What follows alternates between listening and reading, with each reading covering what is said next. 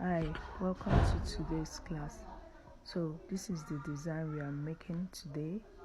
Make sure you pass your thread to the needle and tie the ends very well. So here I pass my needle from beneath the fabric above. After doing that, I pick 18 beads. I'm using a seed bead here.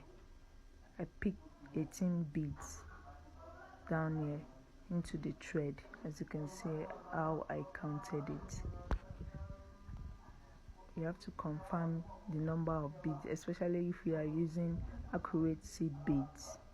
If you are using accurate seed beads, you have to count it well and pass it.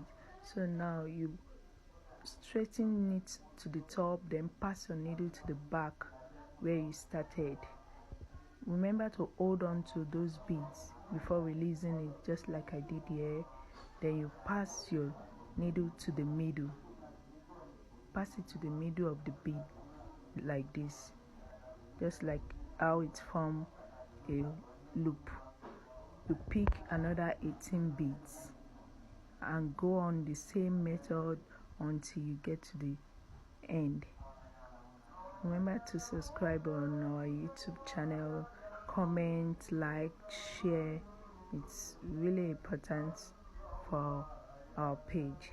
And any question you have for me, you can ask me on WhatsApp, on Telegram, on Instagram and TikTok.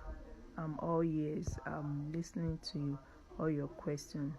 So now you pass the needle again to the middle of the seed beads and pick another 18 beads. It's not definitely you use 18 beads here.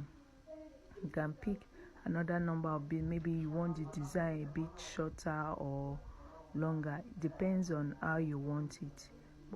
So pass the needle down, then make sure you are holding it down with the other hand and pass the needle through the middle of the design, just like that. So now I'm on to the last design here. So after passing it down in the middle again, to end it, this is what I want to show you. You just pass your needle to the middle as usual, then